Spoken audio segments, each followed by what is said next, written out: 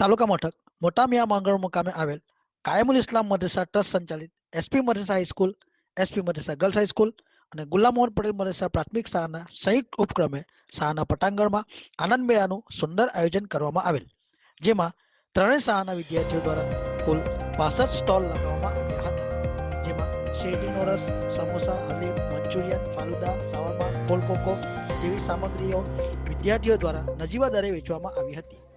કાર્યક્રમની શરૂઆત કુરાન પાકની તિલાવતથી કરાઈ હતી. પ્રાર્થના અને સ્વાગત ગીત પ્રાથમિક શાળાની બાળાએ રજૂ કરાયા હતા. સ્વાગત પ્રવચન એસપી મદરસા હાઈસ્કૂલના આચાર્ય દ્વારા કરવામાં આવેલ અને મહેમાનોનો પરિચય સલીમ પાંડોર દ્વારા આપવામાં આવેલ.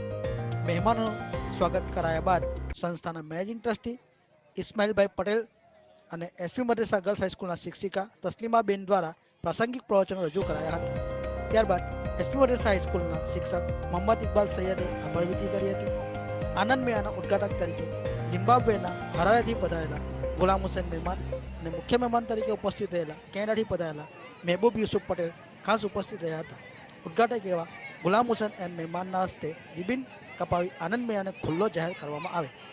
આ પ્રસંગે ટ્રસ્ટના મેનેજિંગ ટ્રસ્ટી ઇસ્માઇલભાઈ પટેલ, ઉપપ્રમુખ ઇબ્રાહીમભાઈ સાજી મહેમાન, મુફ્તી તાહિર, ખજાનચી ઇસ્માઇલભાઈ પટેલ વકીલ, સક્રિય સભ્ય એવા મોહમ્મદભાઈ રાવત, ઇસ્માઇલભાઈ બોબાર, અસલમભાઈ મહેમાન, ઇસ્માઇલભાઈ રાવત, ઇસ્માઇલભાઈ ટાળવાળા, શાળાના નિવૃત્ત શિક્ષક અકબર મંગેરા, મોહમ્મદભાઈ ઉમર, MIS સંદીપભાઈ ખાસ ઉપસ્થિત રહ્યા હતા.